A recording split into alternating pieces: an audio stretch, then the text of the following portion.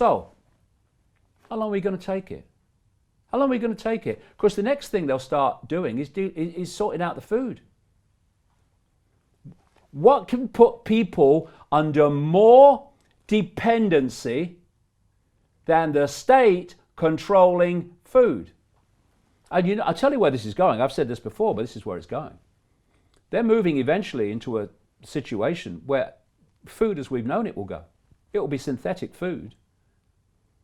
You know, all these attacks on meat and stuff and all these different ways of food, it's a stepping stone. It's the totalitarian tiptoe.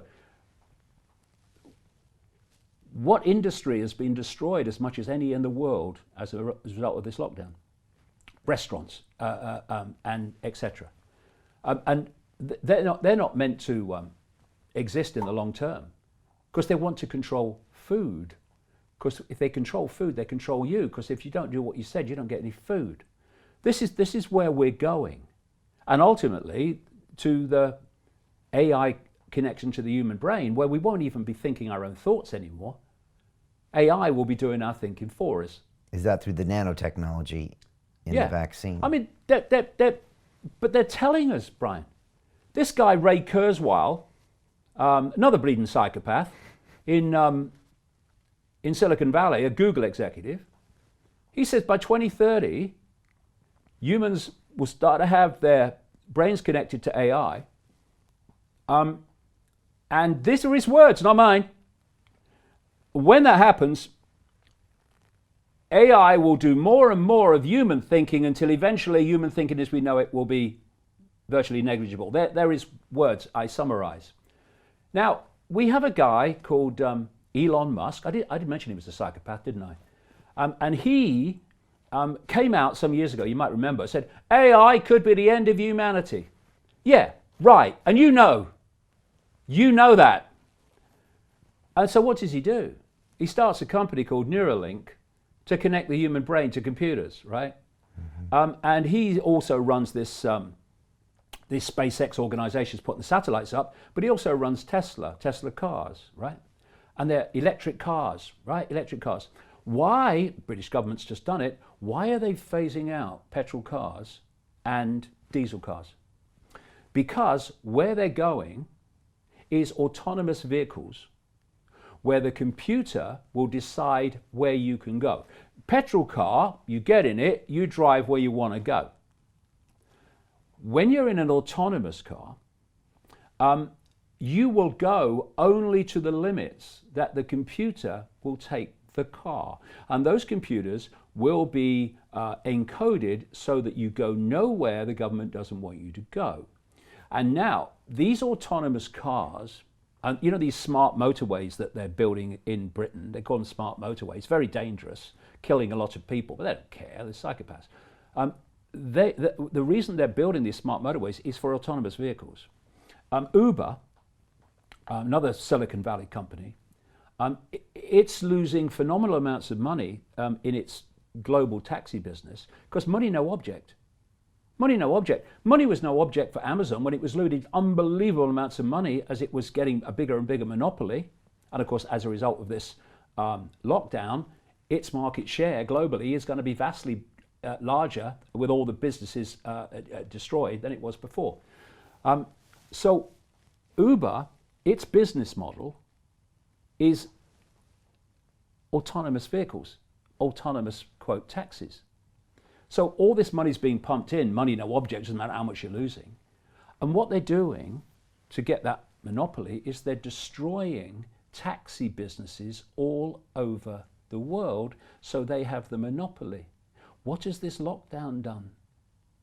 It's devastated the taxi business, but not Uber. And so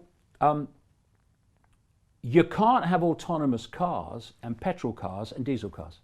So they're phasing out petrol and diesel on this ludicrous idea that humans are causing climate change, which is another 1% hoax run by computer models out of the same people that are running the computer models of the so-called virus. The autonomous vehicles are run by electricity. So the electric cars, it's to save the environment, are merely the stepping stone to electrical autonomous vehicles. So Jim Rickards has just recorded a video that's not available to anyone in the public, and he's going to be talking about how this upcoming recession is going to be fast, it's going to be bloody, it's going to be nasty. But at the same time, he's going to show you how you can position yourself to profit from all of this chaos. Now, we've made this video only available to our viewers. Go to londonreal.tv/Jim. Watch that immediately. I can't say enough good things about Jim Rickards. He understands the global economic system better than any guest I've ever had on London Real. His predictions are almost uncannily true, and you can learn how to profit from his vision, from his expertise, and his understanding of economics. So go to londonreal.tv/Jim or click the link below. It's an excellent, excellent look on what's going to happen in the future and how you can position yourself to profit from that. Jim is one of the best in the business, one of my favorite guests on London Real, and he's very, very good at predicting the future and showing us all to profit from it. So click the link, and I hope you enjoy. The greedy bankers are about to do it again. In 2008, they crashed our financial system and nearly bankrupted the entire global economy. Then they received trillions of dollars in government bailouts. And after, they demanded fat bonuses paid for by you, the taxpayer.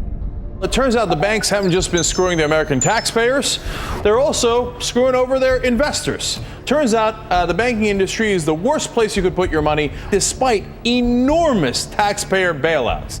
Now the bankers are back to take away your financial freedom. They lie and tell you that cryptocurrency isn't safe. They try to make it illegal for you to choose how to invest your hard-earned money. They lie and say cryptocurrency is used by money launderers and criminals. But look at the record. It's the banks themselves that launder hundreds of billions of dollars every year to the biggest criminal operations in the world. Leaked documents have revealed how some UK banks have helped criminals, money launderers and Russians under sanctions. American authorities discovered that the Sinaloa cartel moved $881 million through HSBC accounts as bank officials turned a blind eye to the illegality. The bankers lie and say cryptocurrency is not a real investment. Meanwhile, the smartest CEOs in the world are buying billions and billions of it. The truth is that banks lie about cryptocurrency because it makes them scared. The banks take $9 trillion per year of your hard-earned money, and they are worried that they will finally be exposed. They're scared because crypto means they can no longer control your money, which means they can no longer control you. They are scared because you might actually understand your money and intelligently decide what to do with it. Now is the time for us to come together, fight back, and take control. It's time to educate ourselves, our families, and our communities. Because financial education means financial freedom. We know that cryptocurrencies will help us build the new decentralized financial system of the future. A banking system that is of the people, by the people, and for the people.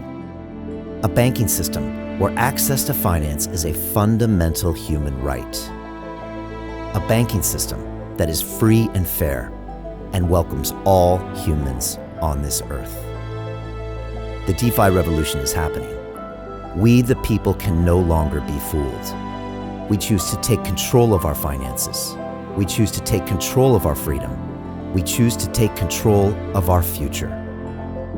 Join us, and let's take back our financial freedom forever.